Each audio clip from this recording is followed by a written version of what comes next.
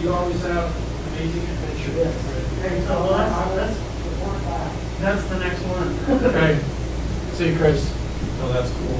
We knew right before they dropped 1 or 2 or 3 somewhere in there. And our guy had just got home from his mission. He went in before. His older brother was our police corps advisor. He'd been there for several years as a professional guy. And we all hopped in that boat. This was the second time I did it. And he's like, looked at us all and he's like, hey, I'm scared of guys. It's like, ah! Well, and Sure was fun though. And that's the thing, is that there's rapids, but you're running it at a different time of year. Some of those rapids won't even exist Yes, to some degree or another. yes, you're running it at a different time of year. And so that's where I'm just going, okay, you know, it's It's different. different. I've never seen it at low water. I'd have to watch a couple videos. I've never seen low water Cataract Canyon. I've only So- seen epic high water, and I've only been on. So one of them is Forrest McCarthy.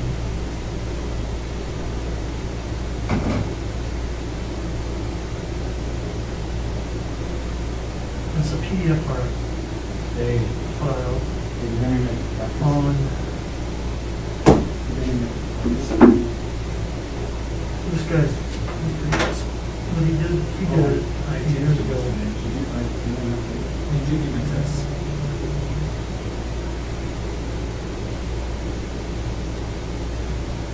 I mean, it's like, Yeah, John Daniel, that book, and then James it's kind of a, and they You need to go go outside down and Texas. drink candy. These Sundays, you need to go by Texas and go 6, 7, 8 weeks. It's just the same style.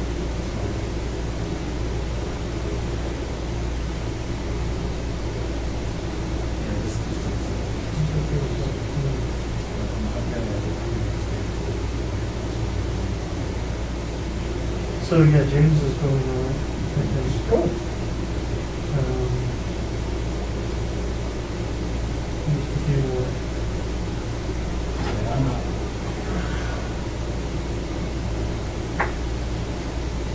We'll talk about it.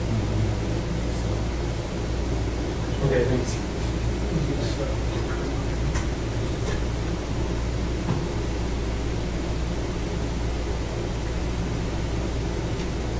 You guys think I should read, there's 18 All-State kids, should I read their names? yeah, sure. All states, It's a big deal. Well, here's the big deal, our All-State dance choir, 20 kids selected ninth in the state, we got 5. That's awesome. They're gonna actually get in person, they're in February, in person because of group school. That was cool. Yeah. I would definitely, I would make sure you highlight that. Can you stop it if I don't? No, reading off 20 names that's. Now, if you talk 5 minutes about each kid, we'll Yes. boo you, not them, not the kids, off the stage. One of these kids is on, let's see, there's several that are on there twice, so it wouldn't be, I absolutely would. I think we could mention that we work out in the morning too. I did this morning, I just got You owe us something. I'm a little late to sit. I even cleaned down the dang machine in the handlebar thing. That's why I don't do it. Exactly. You can't tell that I do. That's the other reason I don't do it, because it doesn't do a thing good for me. I go home and eat about 30,000 calories. I want to go buy a hamburger for me. Just gonna stick it through. I've got, you know what I've got, if you'd like, I've got in my car, I buy for emergency food. I've got 3 nut rolls. Those nut rolls, they're there. And they've been there for 4 years. They've been there for 5 They days. stay good for a while. And they've been frozen the whole time anyways, they just sit in the car. It's out there, they were only, they were 3 for $1. I got the dude. They're healthy. I didn't I didn't eat lunch. Oh, yeah, string cheese. Oh, that's I right. had. And you had a Yoo-hoo? Had a little cereal this morning. How did you get Yoo-hoo? It's in the store. Actually, my son Emmy gave that to me, got it just selecting from his teacher, we get that, you can buy those at Walmart. Are they good? No. Are they chocolate milk? Yeah, it's chocolate. It's good. And And it's, on the shelf? yeah, you don't have to keep it, it's just the, like in those flavored books, you can keep them cold and better. They're in packets. They actually sell them in 12 pack too, they're about the end. I think I have some. It's good. Well, I'm excited for Dave Scott. I think how he presented and some of his thoughts were exactly what we needed, and he's a leader. I'm not happy he's He's not. already a leader. I'm not happy he's not teaching. I'm not happy he's not teaching just. It's where DCO is in the morning.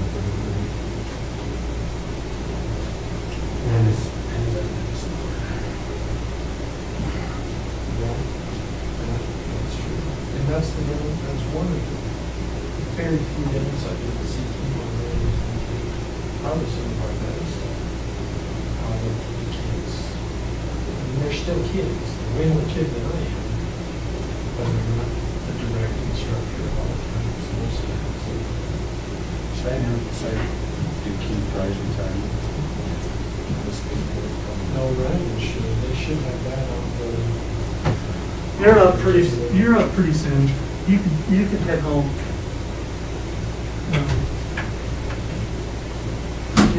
You're not finished with, It's not too long. Jared, it's right is here. it broadcasting, audio as well, Yep, I just got working. just now? So- Last minute and a half. So we have to. I know what you say. Just gave away the secret. I'll take this, my car warranty. So here's about the agenda. This is consent. School One reports. of the first things. Oh, Hey, Jared. So I got this keypad, this cover for the iPad. And what it is, that to our knowledge, it did not come with the charger. That was a regular Android type, well, in a USB type situation.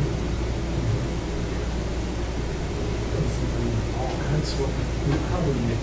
One of the owners them too, but probably. But Adrian will tell you that, I think you can get by with just a Android charger. Yeah. Not fancy. Yours fancy. No, this is fancy. This is great. Yeah, I noticed In that. addition, he would have showed up to the London and you could print it off Christmas. You know what? I even told him once, I'm like, hey, I'll go get it and take it over I to was you. waiting at the door. All Christmas, he kept hearing the door ring and, oh, that's just. I'm just watching my BS. life on. Yeah, right. I told him I tried to stop by and bring in like tons of baked goods, homemade stuff, and not once did anybody come to the door, so I was just wondering. Just wondering. Adam made Emery were at the door before the doorbell had rang. who's next? Yeah.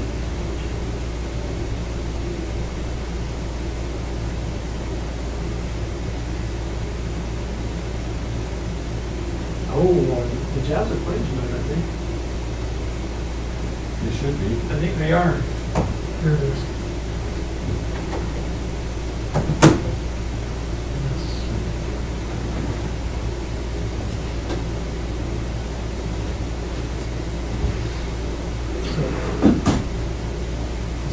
Yeah, dude. First time I went on that, I wore my Kivas all week, obviously, and I sunscreened almost everything except for my feet. Yes. And we got out there at Powell, and I get out of the water, and I'm like, my feet hurt. And they're Blistering. oh with- my gosh, by the time we were by about an hour after we took out, they started swelling. My toes stuck straight up. I couldn't walk on them, I couldn't do anything.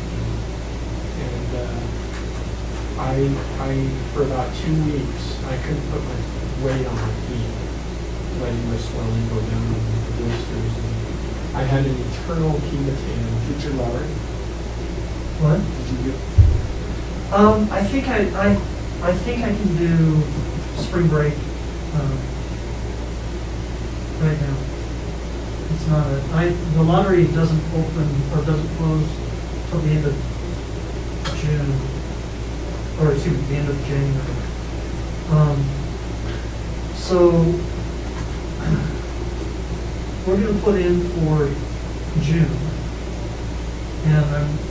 And you know, if you wanna go down spring break, that's what we're talking about right now.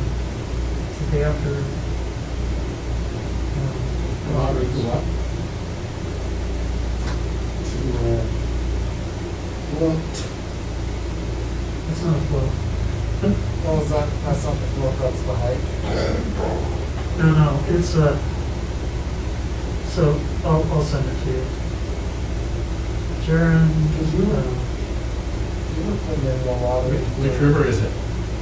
Colorado. My favorite trip so far is the Middle Fork and Sandy. That's one I want to get. That's one, sometime. yeah. That's the middle of nowhere.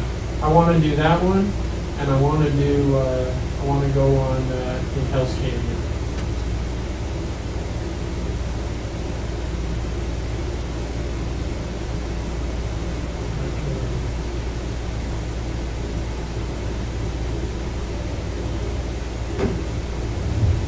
Do you want to see my analysis?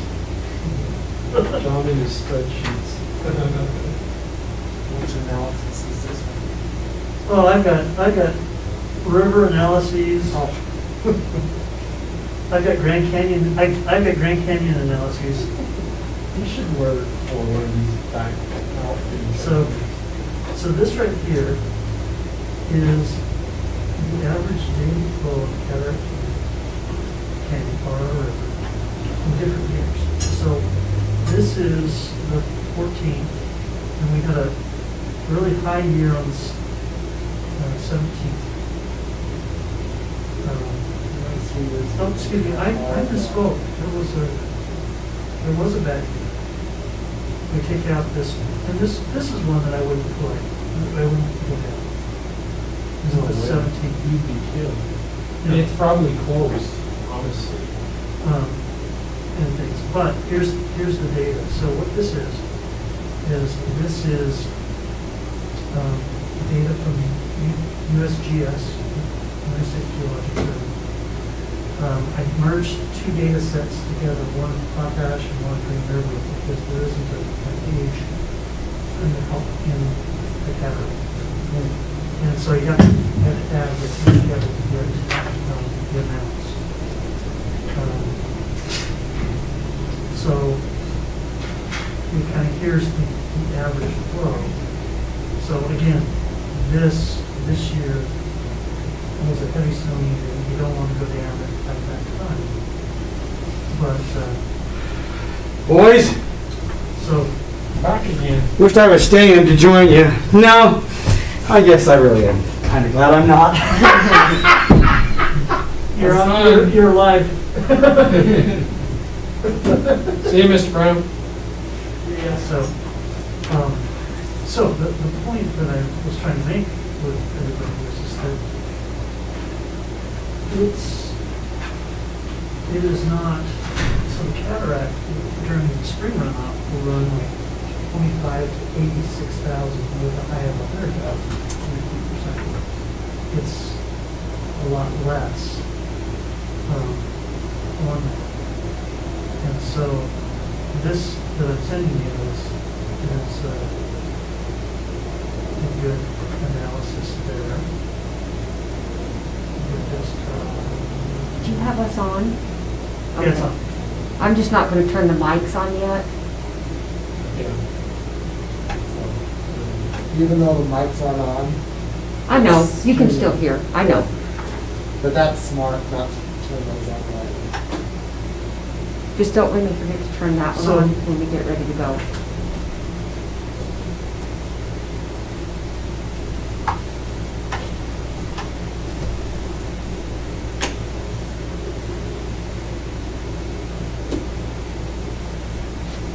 because I will have to physically turn those on.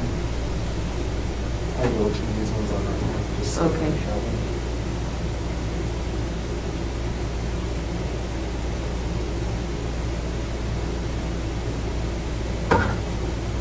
So, well,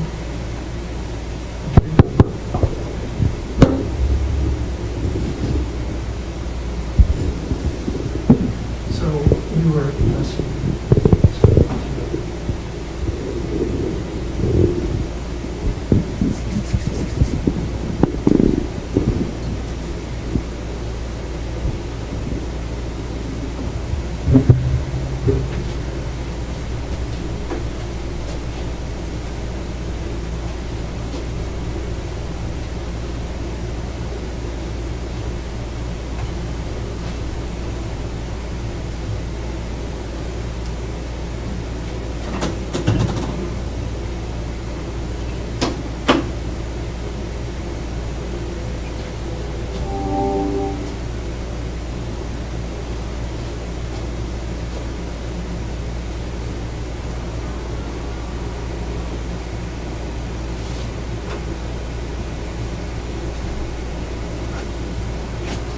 I don't know if he's planning to show that right now, but That's what I was gonna.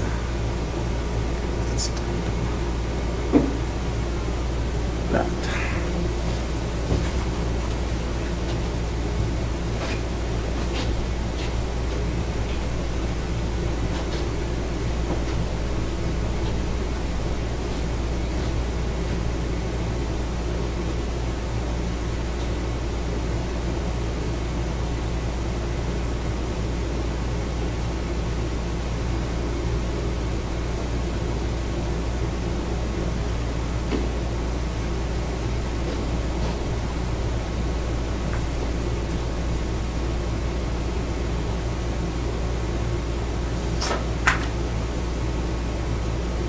So, this, what this is Public Works. Right, you can see this zipper, you put your stuff inside. This will hold 1,000 pounds. And,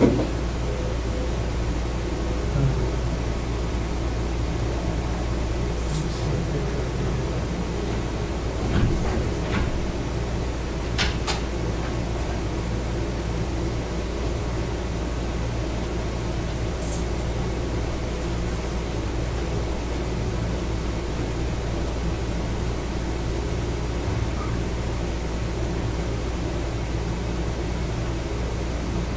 They had one I saw, it's like the Oryx going down.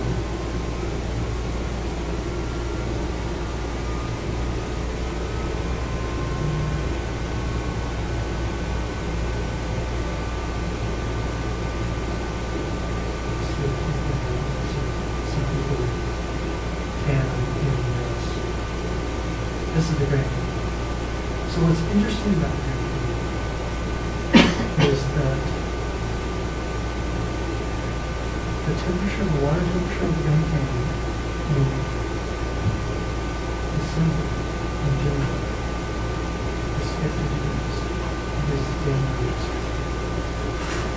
And in August, it's 50 degrees as well.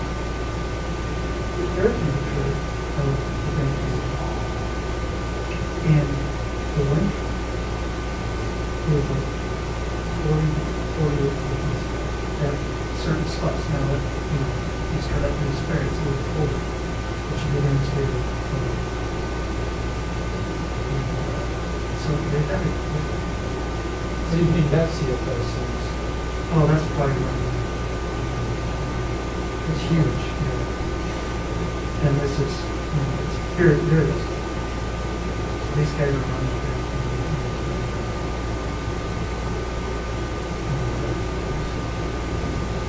I would take you to sit down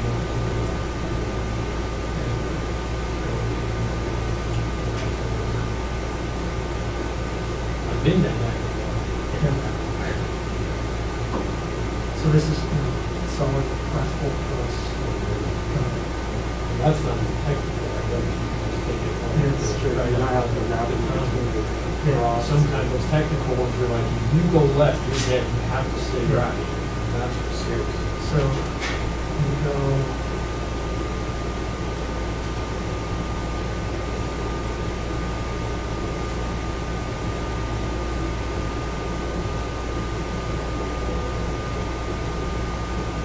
Here it is.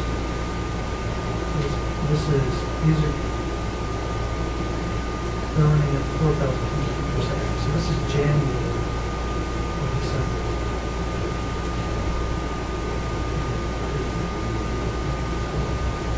Well, that's like, yeah, so that's what I'm saying, is the, if we were to do this, everybody's address. And then, Good. It was so hot when we were down there, we had to sit around and put tarps on this, and we just, and the sun is just, even though the water in this was, at least when we go in the deep, in the late summer, it would be super. yeah, because you're We would sit mostly, in our, and go around the big horseshoes and just be in our life jackets and just go kind of. so. So this is at 4,000 feet per second, is what it's reported. And, if it's at 8,000, I wouldn't do it at 20. Anything over 11.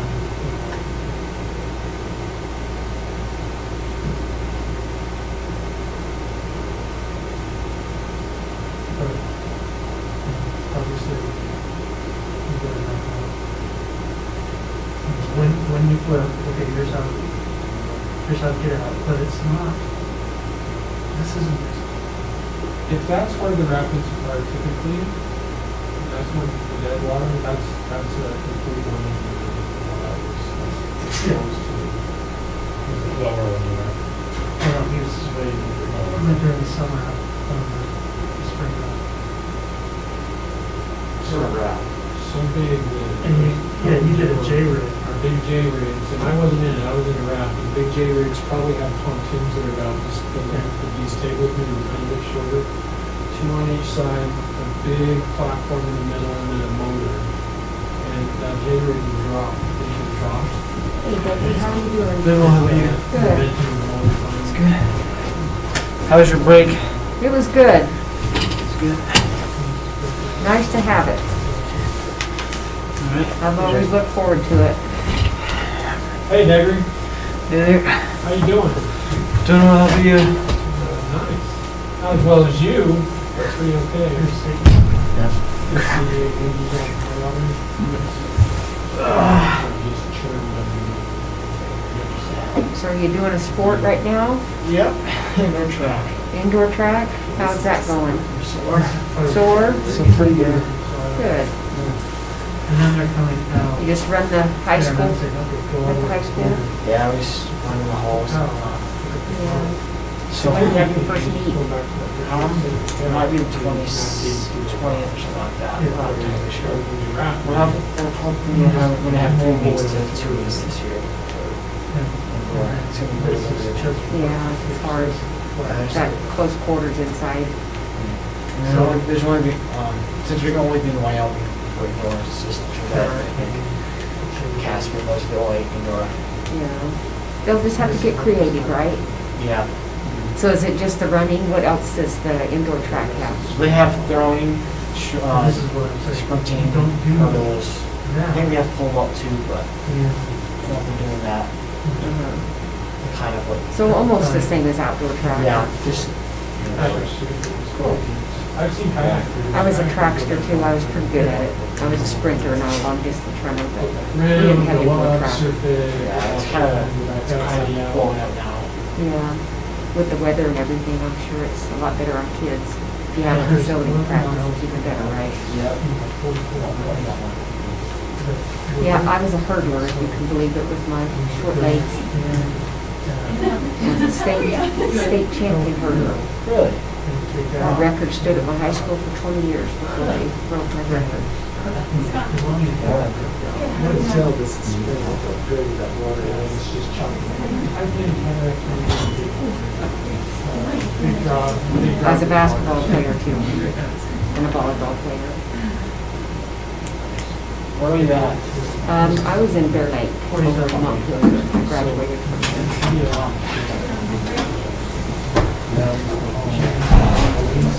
Here we go.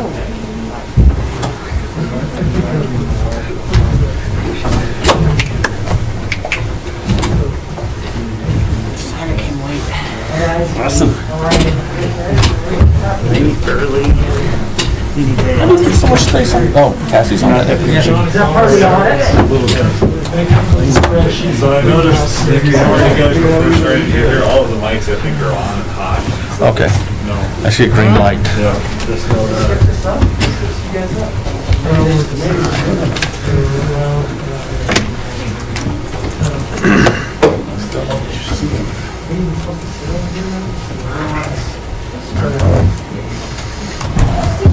Violin and rule.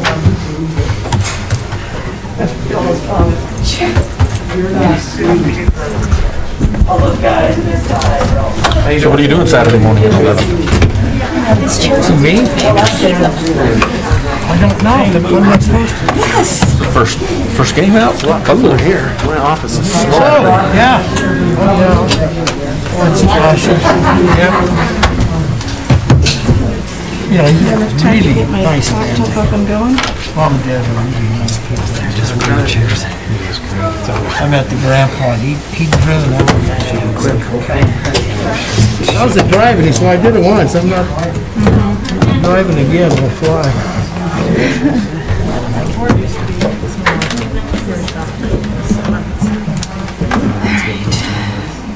You're on. You're live. I'm on and live in real time and everything. Put everything down. All right, the board has been in executive session, so I need a motion to come out of executive session and go into open session. So moved. Second. We have a motion and a second. Cassie and Dan? Yeah. It's hard to see. Yeah. I tried to speak up. Any discussion? All those in favor say aye. Aye. Any opposed?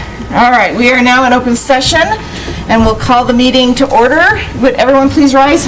Say the Pledge of Allegiance.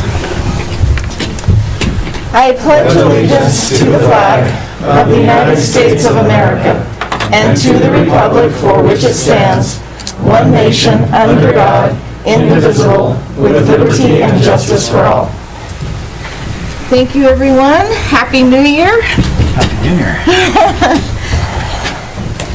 We will get back to where I am here. All right, we need to approve the agenda is our first item of business. Everyone reviewed the agenda, and do I have a motion to approve? So moved. Motion by Jenny, Second. second by Dave. Any further discussion? Okay, all those in favor say aye. Aye. Any opposed? Okay, on the consent agenda, we have the minutes from December. We have bills to pay. We're naming our official newspaper as the Uinta County Herald. We're naming the banks that we deposit district funds in.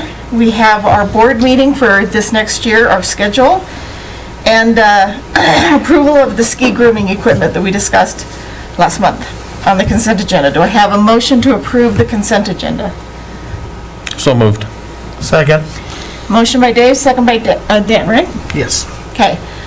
Any further discussion? Madam Chair, I need to recuse myself from check number 00114257. Thank you very much. Anyone else? Okay, hearing none, all those in favor say aye. Aye. Any opposed? And then the abstention by Caleb noted. We have school reports. I don't know if we have any principals with us today, but They're hiding under those masks. I see Kimber and Scott. I think that's who they are.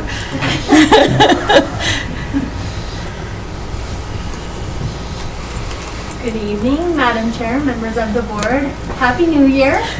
We're halfway through the school year, and I just, I've said frequently with my staff how proud I am of the work that they've done and just the positivity and the excitement that they bring to school every day. Even we're all masked up and we have all these new restrictions, but the only way that you would know that we're living in this pandemic is because we're all wearing masks. Our teachers have been so committed to ensuring our students are learning at high levels, and they have carried that into this year. And I'm just so proud of the work that they're doing and our students. They're just fantastic, and it was so fun to see them yesterday coming in and all excited to tell us about their Christmas break. And so a lot of great things are happening at Clark Elementary, and I just wanted to share that with all of you and welcome the new board members, and just excited for the rest of what this year brings. Thank you. Thank you.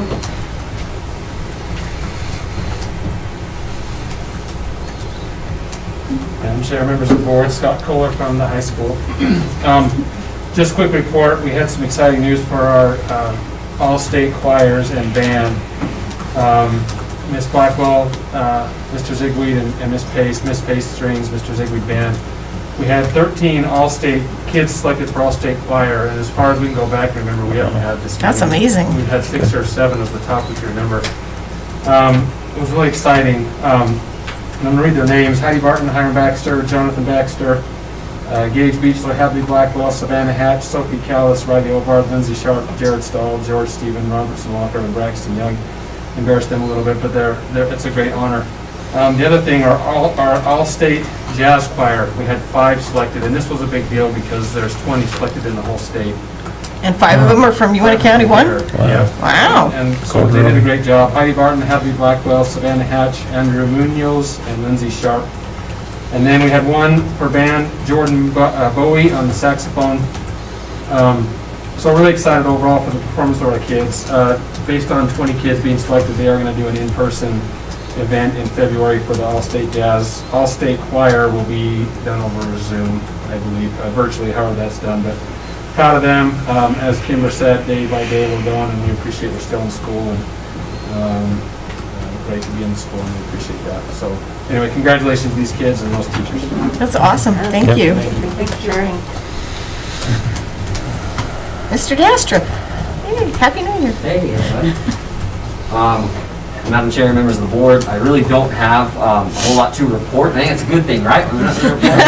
Yes. No, we just sat in all admin, and I just felt like I wanted to get up and first of all welcome our new board members. I know Joel a little bit. I get to know you, Dan. Yeah, principal at UNT Meadows Elementary. As you're about to discuss, and you will coming up budgets this time every year, and hearing about the different cuts and things, I sat there and I didn't say it to Superintendent Thomas in front of the group, and I guess I'll say it for now. He asked, how can we make some of these meetings better? I don't want to just be, and I don't feel that it was bad news bearer of cuts and things, and he's not. I guess what I'm trying to say, and I'm coming up kind of off the cuff, so I'm a little bit unprepared, is we couldn't be in a better district with better superintendent, assistant superintendents, better administrators, better directors. Showing, having grace, especially at this time with our staff, goes a heck of a long way. Extending that grace to ourselves, even knowing that we can't get the job done the same way. Maybe we can have some of the same outcomes and learning outcomes for kids, and that's our expectations, and we roll forward with that. It just looks different.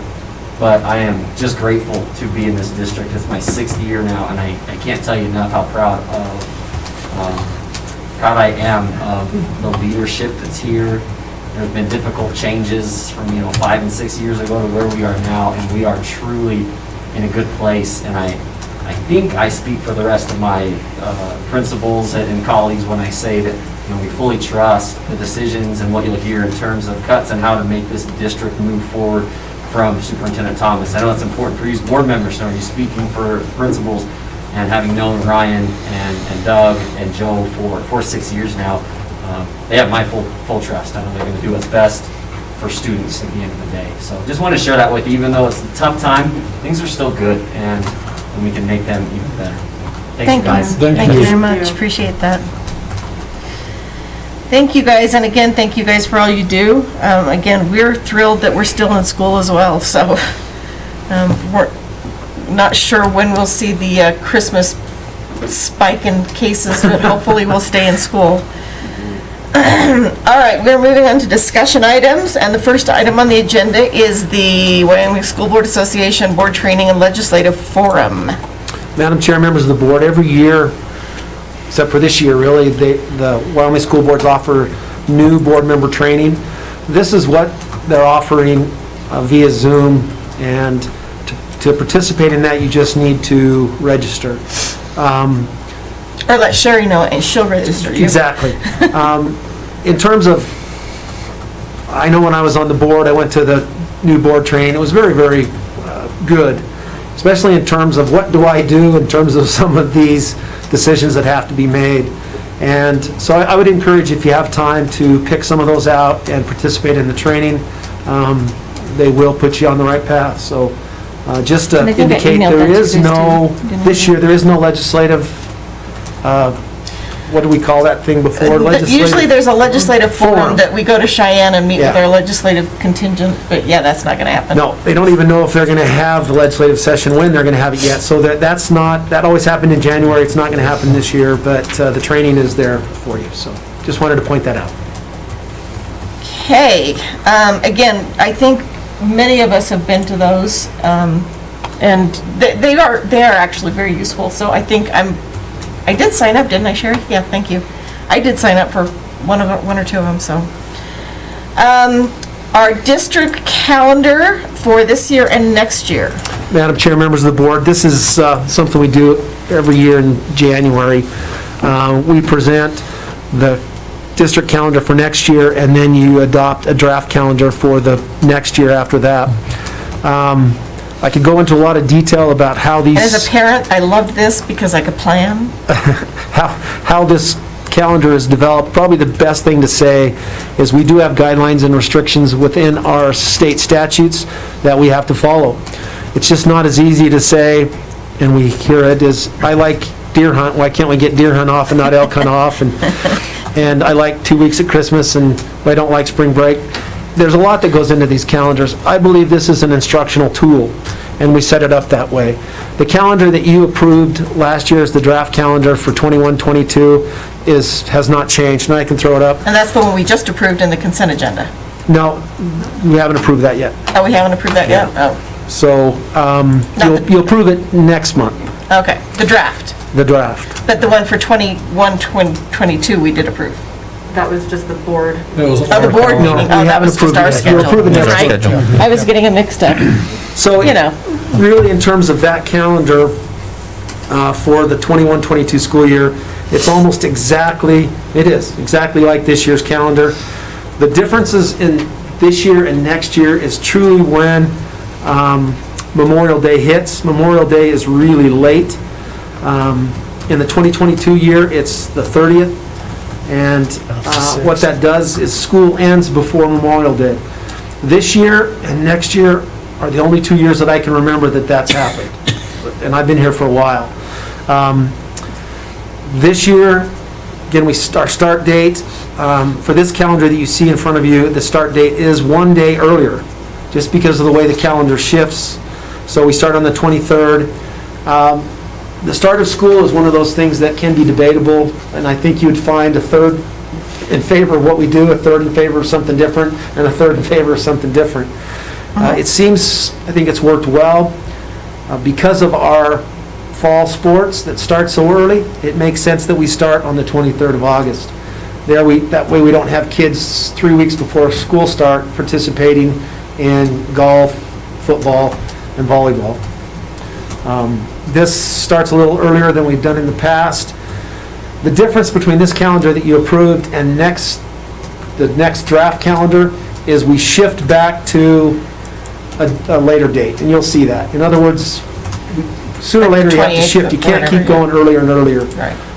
And some people like later in August because our best weather is in August. So this is the 21-22 calendar. Like I said, it's been approved as a draft last year. Do you have any questions, any concerns?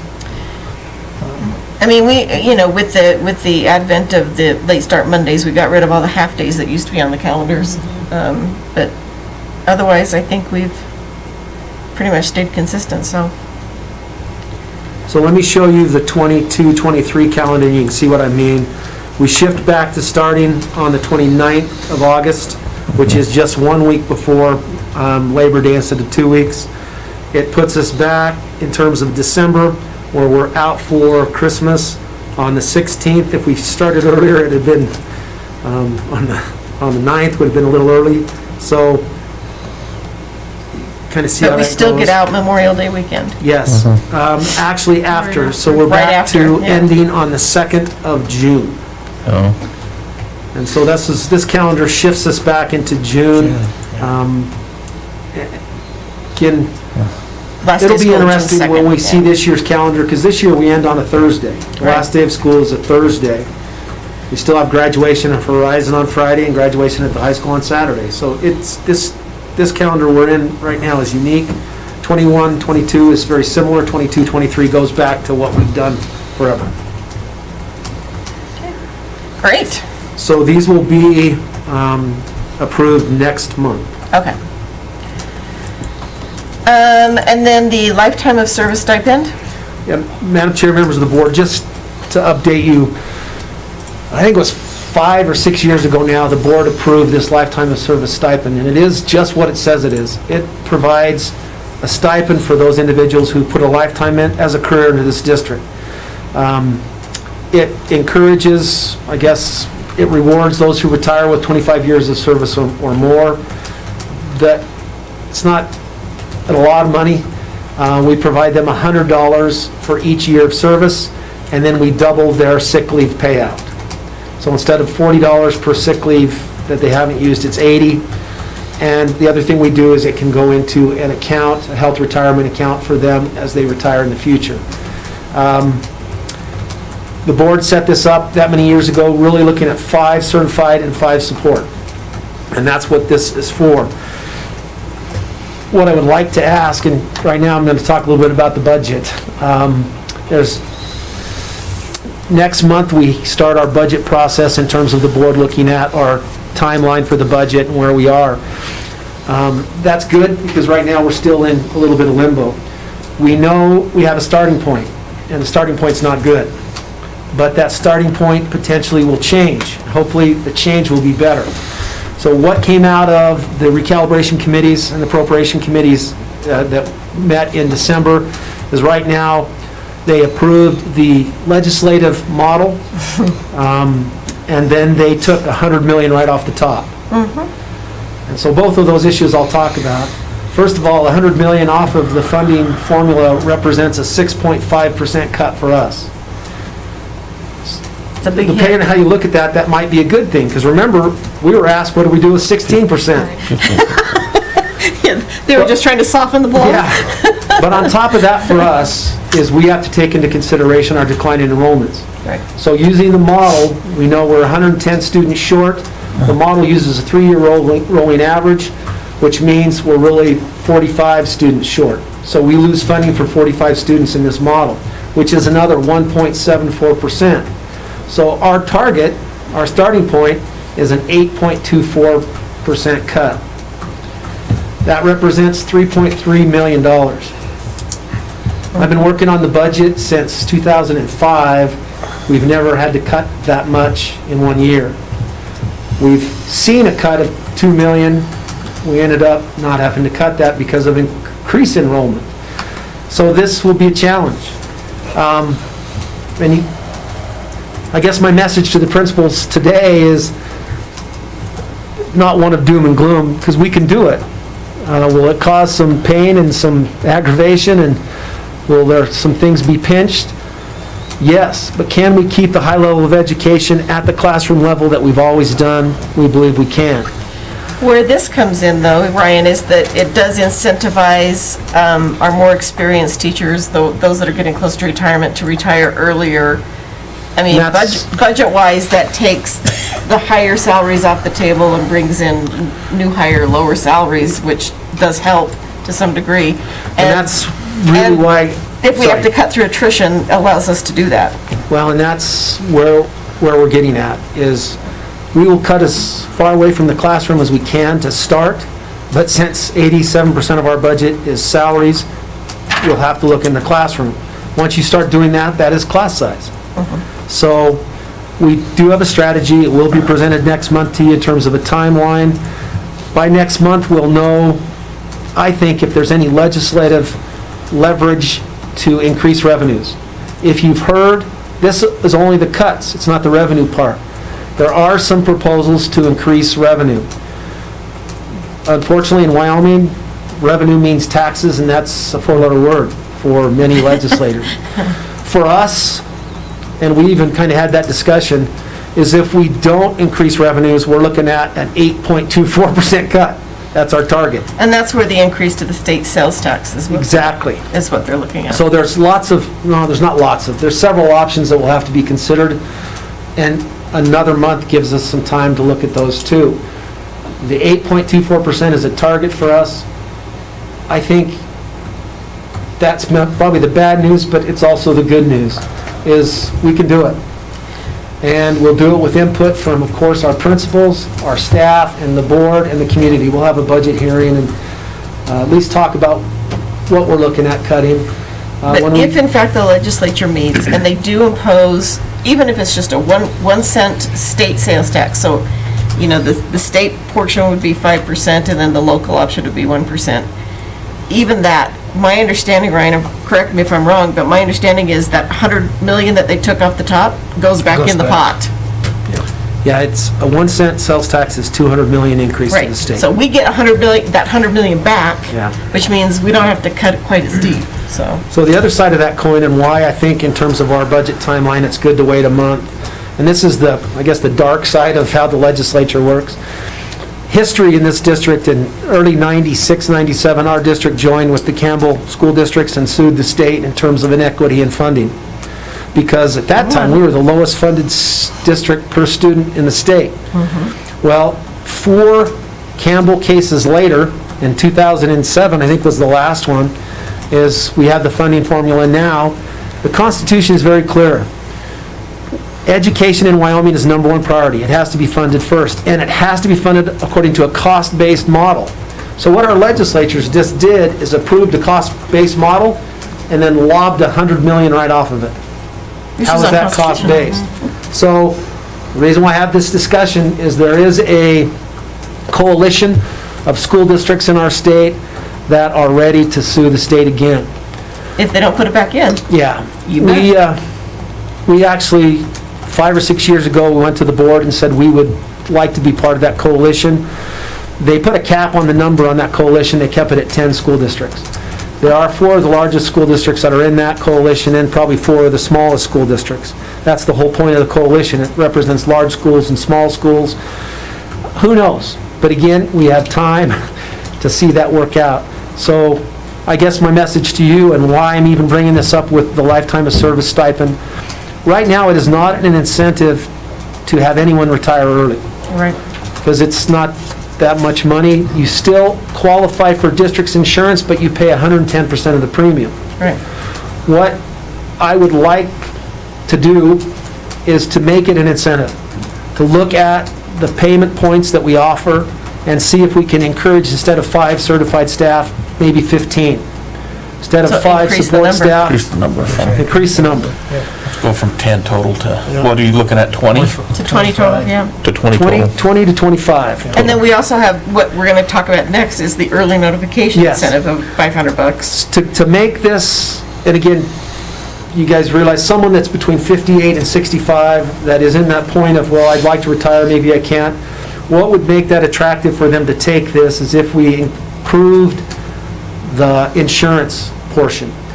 We have, in the past, had, the district would pay, they would pay 85%, the district would pay 15% of their insurance. For a certain number of years. Till age 65. Right. Again, based on, if you put 30 years in the district, you could go from 58 to 65. If you only had 25, again, it's all worked out, there's a timeline with that. My point is, if we want to incentivize this, we'll have to make it a little sweeter. We probably wouldn't change the multipliers. We'd probably just say instead of 110% of premium, which you have to pay, you're eligible for 90, 85. John and I will have to look at the numbers and see if we can increase the number of staff that choose to retire. Okay. And then attrition is our best tool in terms of saving money. We don't want to have to RIF. I mean, that's the balance, is we like keeping really good teachers, but we Yes. also understand that whether, I mean, I'd rather do this than riff. Yes. So next month, when this comes before you to approve, it'll be different. And it'll be those multipliers that are different, based on what John and I and Doug and I think will encourage more to retire. We have several that are on the bubble, and what they say is, I can't afford to retire now because I don't have insurance.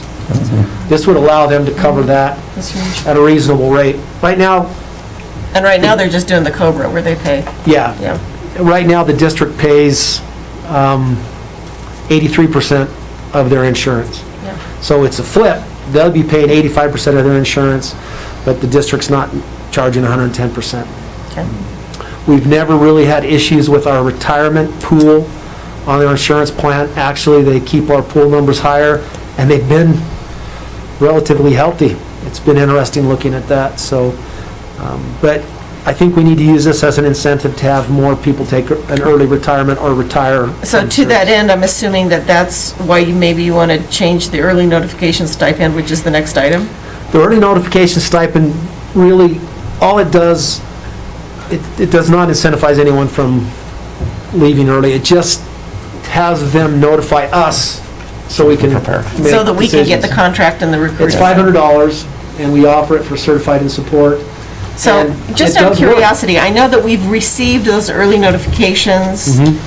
I don't know if we've paid the money or not, but then later they change their mind and they don't retire. Do we, if we've paid that incentive money, do we get it back? We do.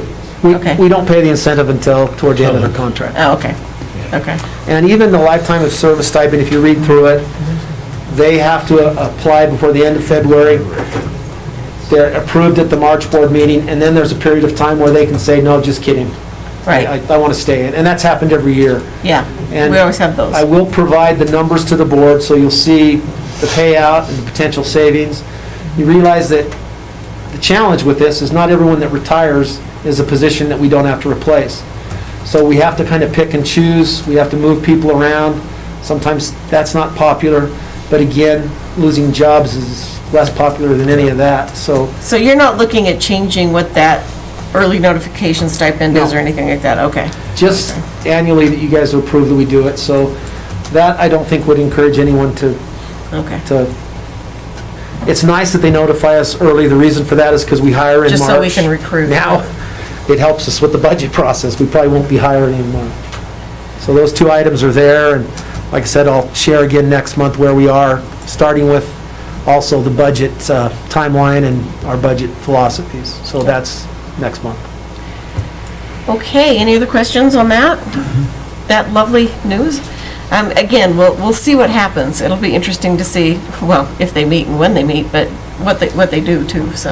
I do think in terms of a lobbying body, all of us need to communicate to our representative and senator that you're not going to cut your way out of this funding issue with schools. You need to find some new revenues. Yeah. I don't want to pay any more taxes, but at the same time, I don't want to see our schools crash. Well, the beauty of a sales tax is that, you know, as long as we still have tourists or people traveling through on the interstate, they help pay for the cost, so.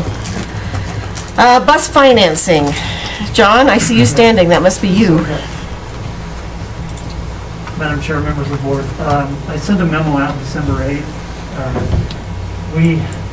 If you remember at the beginning, for those who were on the board, last budget hearing in June or July, that we were going to have 2 buses that were on order, and then we would do the financing when they come.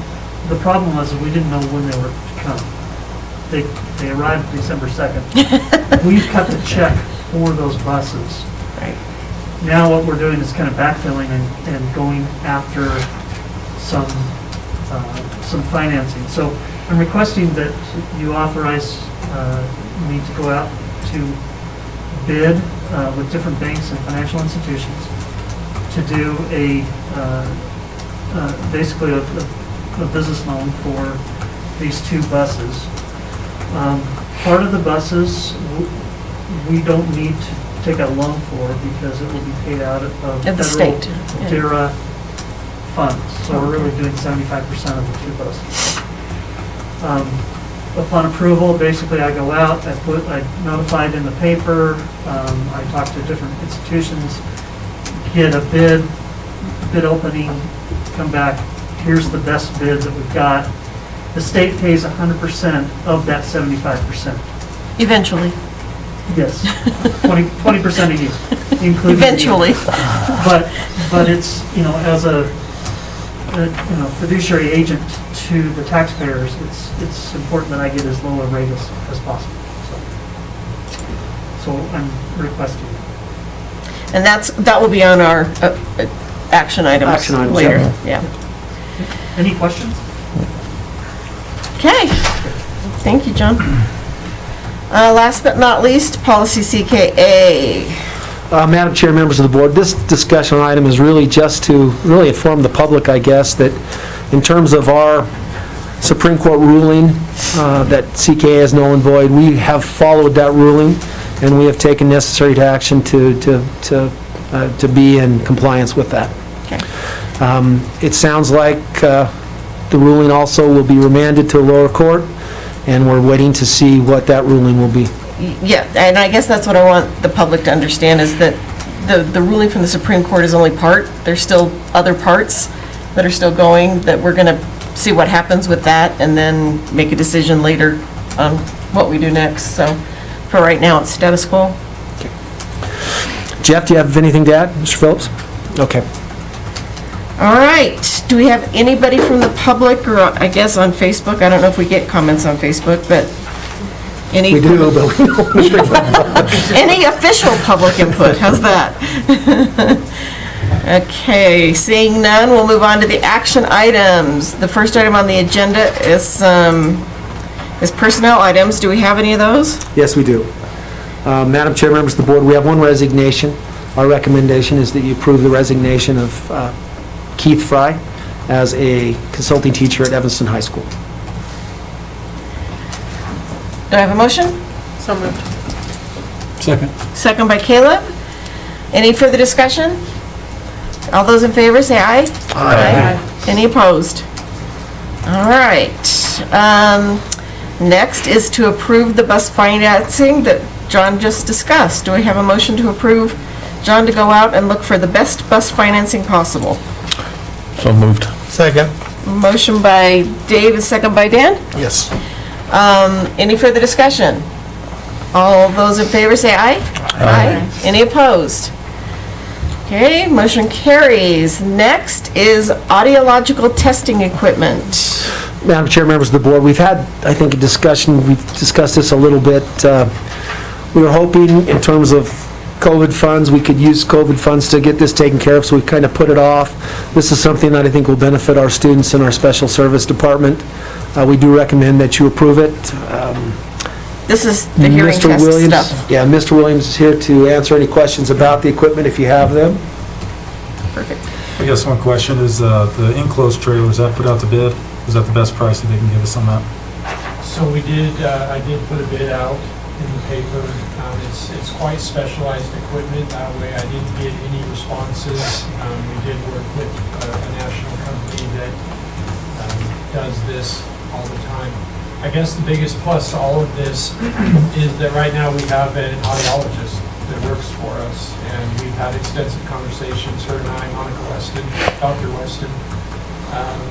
And in addition to that, we've worked closely with Billy Wortham, our state consultant, regarding this, and just really decided that, with these funds available, it was a great opportunity for service for our students. The other component to that is, though it's a relatively small population, right now we can keep kids in district rather than need to go to a medical location, which I know they bend over backwards to do everything they need to for our students. This keeps it in-house. We have a highly qualified person to utilize it, and Martinsville. I did have, like, how many kids do you, is the sound booth just used for like testing? Yeah. How many kids do we test a year? You know what, it just depends from year to year. Right now, we contract out that way. Don't they do it as part of the kindergarten screening? not Not the that sound level, booth. no. That's not in a sound booth. 'Cause we have, there's one right at Dr. Hawk's office. Like, It doesn't have, as we dug further into it, and I wish I had Monica here to talk more specific about it, but one of the components, it doesn't have the educational, environmental component. I just slaughtered that, and I apologize. But to get some of the testing that we would like to utilize further to understand the functional learning component of that versus just the typical. So it's more than just, do you hear the beep? It certainly can be. So we've worked with this company, MSR West, to find appropriate used equipment, as well as some new items to best serve those. As far as the numbers, it can change from year to year. Right now, I think we would probably be servicing about 5 to 6 students that way this year. And then moving forward, that could increase as identification needs increase with that as well. So the relocation and installation will be at the high school? No, it's actually going to be at North Elementary. Okay. We have space out there in one of the modulars that Okay. way. Some of the concern was that it's a heavy item, and it is the structure itself. Jaren's like, I don't know if the floor can take it. It can. 6,000 pounds is what that Holy cow. booth is.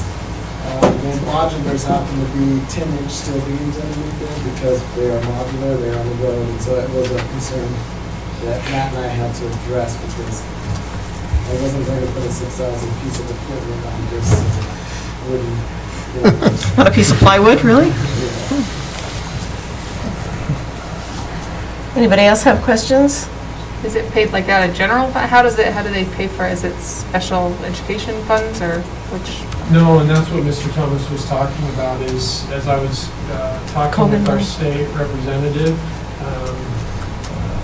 WDE representative that way, and thinking about it, could this possibly be a relevant item under those funds? Under the CARES Act. Mhm. And again, talking about keeping students while they're in school under our purview out of a medical facility was a consideration. And right now, given the current situation, I think it was a really good consideration. So as we see this now, I believe this is a one-time expense that we'll take out of reserves. So we'd do the one-time expense out of reserve and then apply for the CARES funding to reimburse. Hopefully, we'll have, and kind of the big picture of those CARES funds, we submitted about a $735,000 bill of expenses that we had due to COVID through the CARES funds. We got 25,000 of that approved. We just received a grant for almost 900,000. So there is some wiggle room. You figure that 700,000 will be taken out of the new CARES Gears money. We still have about 150,000 that this potentially would come out of too. So Okay. the use of those funds will hopefully be expenses that we have incurred because of COVID, and then equipment like this. CARES funds was specifically, the first round was for equipment. We used it for Equipment. technology, we did. And what was the other part? In terms of leave for the COVID, so, Yes, for the FFCRA yes. leave. Okay, anybody else? I would need a motion to approve the expenditure of $27,800 something, I guess, for the equipment as presented. Is there a lifetime, or is there a period of time this equipment's good for? Is it, when would we be replacing it, or any, like, maintenance? Do we have annual maintenance So on on it? the actual equipment, there's recalibration costs that I believe I can write into our grant because we are using it for specific IEP-related needs. And so there would be annual recalibration for any of that equipment that way. Items do break down, and Monica and I, Dr. Weston and I have talked extensively with the company about that, and there's no crystal ball, and that's why on a couple of these pieces, we decided not to go used. Even though the company had a couple of used items, they said, it'd save you $4,000 or $5,000, or somewhere in that ballpark. We decided to go with the new on some of these items so that that longevity is a little bit more stable that way. Items do break down, as you all well know, and we would take that as we go. Again, utilizing grant funds in the future as we start looking at that, writing that into the grant to keep that item going. So does it have a life expectancy? Is it? We asked similar questions, especially when we were looking at some of the used items. I apologize, I'm not going to be able to see you one way or the other. Yeah, I can't see you either, but let's pretend. I know what you're doing. You're both there. But we talked to the company about that. They were like, tell us, how long would you anticipate these various used items would last? And he's like, well, they're workhorses, they're great items, but I don't know. And so they have a year-long warranty as you buy that, as I remember. And then you take good care of your equipment and you recalibrate. And But they do a warranty at least for 1 year. I believe it is a 1-year warranty, yes. And I would have to double check that one. Yes, I believe it is. And then do we know comparatively what this would have cost us if we just bought new from the beginning and then warranty difference between those So it's two? interesting with the sound-filled booth. I can't remember the dimensions. It's a large, takes up about 9 by 6,000 10 pounds. footprint. That way, a brand new sound-filled booth would run you probably the cost of the whole package.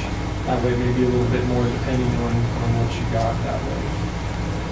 Some of the used items, again, I wish I would have my specific papers here with me, are a few $1,000s less than going used. But then again, as we've been working on this for the last 2 months or so, or at least looking into it for the last 2 months, really weighing the gamble of buying used versus new. I mean, anything can break down, obviously, but the likelihood is a little higher. And some of the used equipment was 5, 7, 8, 9 years old. And again, it's not something that you're hammering on or banging on that way, but it is, it's equipment. Yeah, well, sometimes when you're looking at used equipment, it's running on a 3.5-inch floppy compared to, well, realistically, you know it's dated compared to equipment that is just exactly the same as 10 years ago. Yes. Most of the kids don't know what a floppy is. I was going to say, sure, yeah, 5 1/4-inch floppy. Yeah, exactly. One of the concerns is that there's the expertise out there to fix it, but parts may not be available. The booth itself, we just did a quick Google search, and they're 15 to 20 years.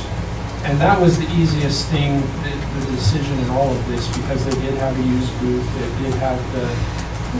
So if a booth lasts 15 to 20 years and we're getting used, how used? I mean, if we used up I believe it's... 15 of those 15 to 20? Or Well, I believe it's about 8 years old. Okay. Somewhere in those. But again, one of the precautions that the companies take is, and I kind of feel stupid asking it after the fact, but I said, hey guys, we have a great group of carpenters. Can we just deliver it and we'll make it? And kind of laughed a little bit and said, no, this is quite a technical process that you need to put your stamp of approval on, that it's actually measuring what it was supposed to measure that way. So that got kibosh.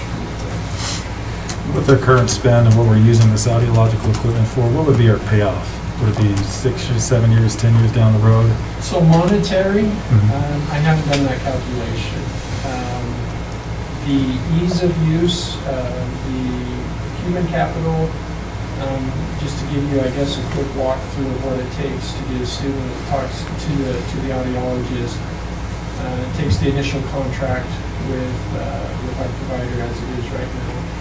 Then you go down to Diana's office, one of our secretaries. It's her coordinating with each school, coordinating with transportation, coordinating with a service provider or a paraprofessional to join that student. Most times to go to Dr. Hawk's office to receive that testing.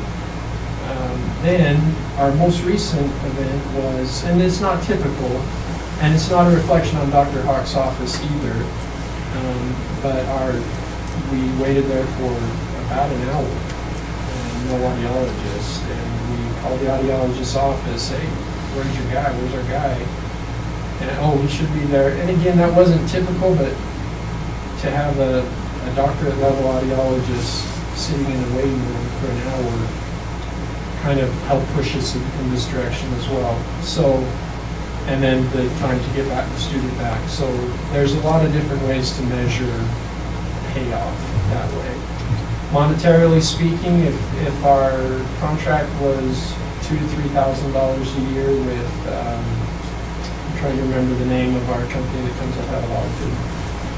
I think it's in the Mountain Hearing. You can do the math from there that way. The level of care, the level of assessment that can be done is more acute this way as well. And we can dig into that. Expand the testing. The other thing that I'm not ready to go into at this point, because with Dr. Weston, she is a phenomenal speech and language pathologist in addition to this. It's not a typical thing to have a dually certified individual as a speech language pathologist and an audiologist. Your bachelor's degrees start off kind of a dual class schedule, and then it goes like this pretty quick at the master's level. With her having that expertise, working with the state, there is the opportunity down the road as we become comfortable with this to branch out and help service other districts as well, and then to reap some of that payback also. Again, there's a lot of logistics to that. I still need to service our students with speech and language needs, and so we're going to take that 1 year at a time and see what the feasibility of branching out like that to make sure that we're meeting all of our needs this way. So I guess my question to you then is Ms. Weston serving as dual roles right now? She's not just the audiologist. So we contract with him. He's got this company's a private practice down in. No, with Okay. Monica Weston though. Monica. She's a speech language specialist. Yeah, And so I guess my question to you is if we lose her, then do we have to go after another audiologist to use this equipment? Sure, yes. And that's another thing to consider. And again, those conversations have been there as well. My crystal ball broke just the other day, Yeah, and so I say I know. that facetiously. I have a magic 8 ball It's the right somewhere. question, Dave, and and we've had those conversations as appropriately as you can have that kind of conversation, and felt like we could move forward to the best of our reality right now. Knowing that things can change, absolutely can change. We had a sound booth here, I would say previous, I've been here since '06. I think it was here then, and I don't know if it went, I don't know the background of all of that. That was none of my concern. Probably went kaput and we didn't replace it. That 5 1/4 floppy disk, we just struggled to get in there. Exactly. So I guess my concern is that, with all the budget stuff coming up, is it just a convenience for a handful of students that we can really have seen locally even? I mean, I guess I don't understand. I didn't realize that you had to have staff go with these kids. Don't they usually go with their parents to get evaluated? Goes during So school time. that's a really good question. When the school district proposes that via the IEP, that a student should have this level of assessment, which is most of our students with hearing concerns, impacts their learning. And so that component of it then becomes our purview. Not to demand, but we have to at least say, hey, we recommend this being the case. Some parents will say, you know what, that's on us, we do that, we don't want that, and then we document that and go about our business. The majority will say yes, and that becomes our responsibility to provide that, to provide transportation, to provide the services, to provide the whole dynamic of that. And so some of our students that are in a high school setting, wouldn't need to be that level of support. Now, the transportation is still on us unless the parent wants to do that, regardless of their age. For our younger, for our littles, yeah, we support them all the way through, in and out. But we would do that regardless whether it's our box or we're going to. I mean, they'd still have to do They it need going to north. somebody with them. They can't go on their Yeah, own we to would north. still have because to get a we own it. Suburban or something like that to get them there. So that stays the same either way. But again, having Dr. Weston being the provider in our own location, in our own facility, we can support that as well. Is it a luxury? Yeah, I would say it is a good luxury that way. Is it functional? Does it give us a better look into what we are typically looking for when we get to this level of need? Yeah, it opens up doors that we don't have right now.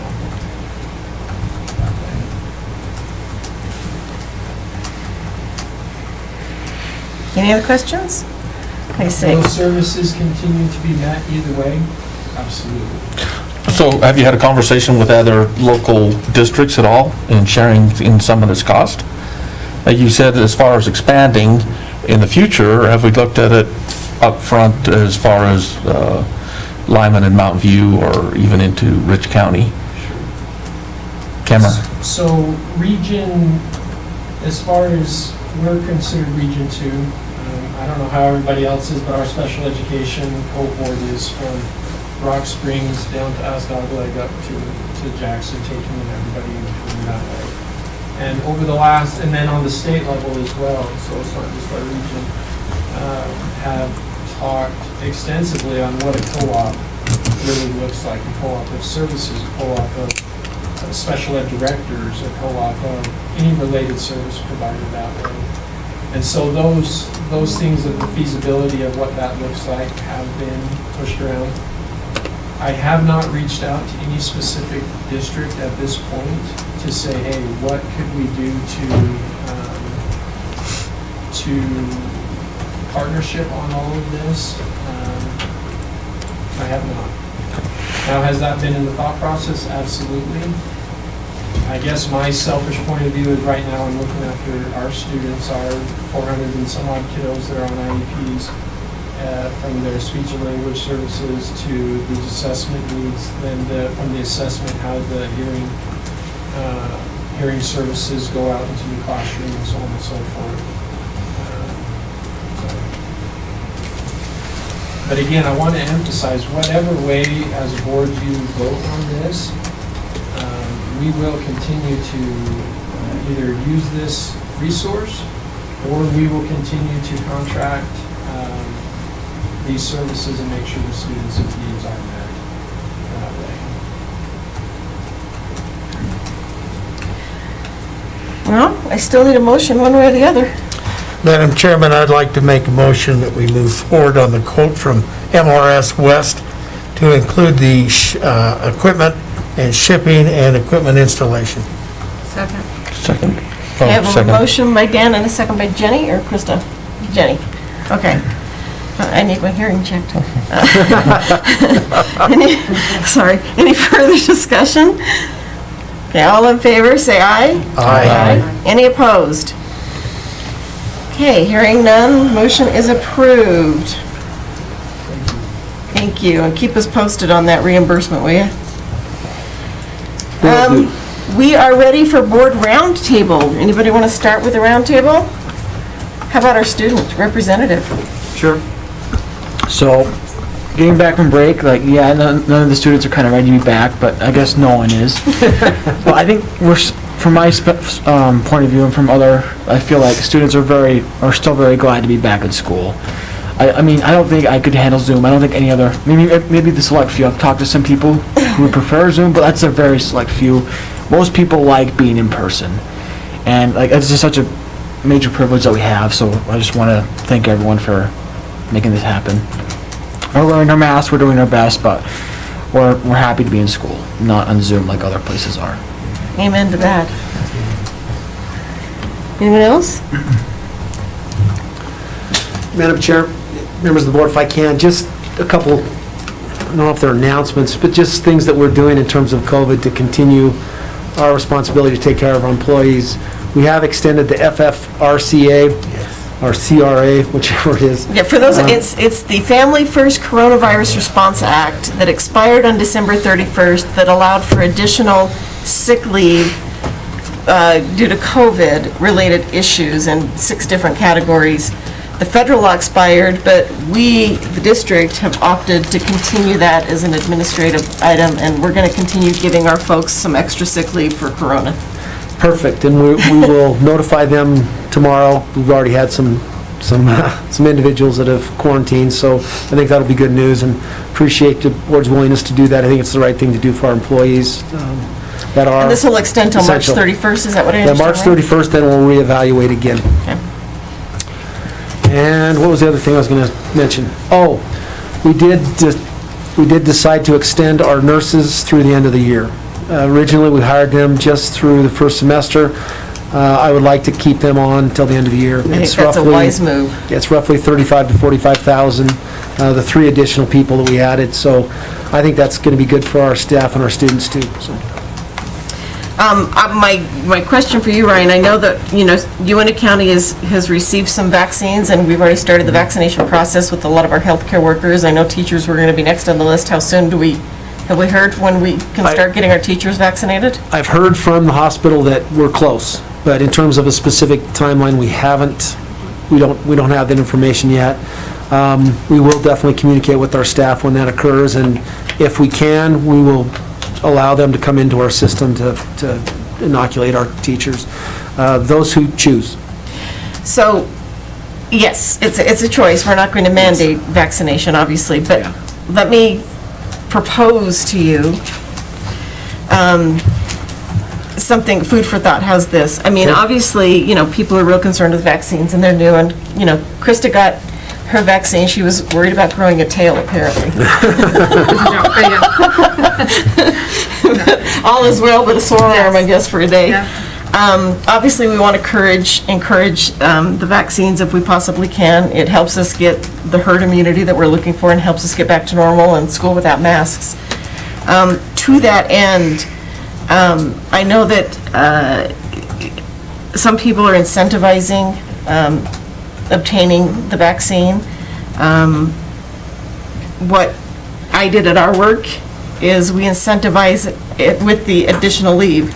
In other words, once a vaccine becomes available, if you choose to get the vaccine, you get that additional 2-week leave.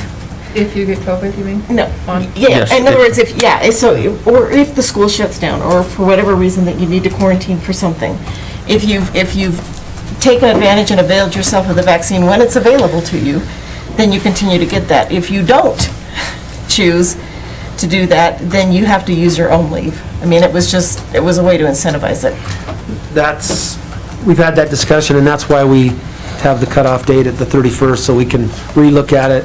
What we don't want to do is incentivize individuals taking additional leave, but at the same time, we want to support our employees that do get sick or quarantined. So that's why March 31st, not to the end of the year, so we can relook at it, and that potentially is something we've talked about too. And by then, hopefully, the vaccine is available for all our and teachers. We'll definitely be able to talk to our insurance company in terms of a financial incentive if And see if we that's can possible. incentivize it any other Yeah. way. I think it's a great idea. Anybody else? All right. I need a motion to adjourn. So moved. Second. Jenny and Cassie, all in favor, say aye. Aye. We are finished. Thank you, everyone. Madam Chair, members of the board, we do have stuff for you to sign, I believe, too, so sure. Just Jamie? Just me? Jamie and Cassie. Not me. I was gonna say, usually it's Cassie, too. So I think me and my wife are going to take advantage of the 2-week corona down south. You didn't say COVID or the virus, yes.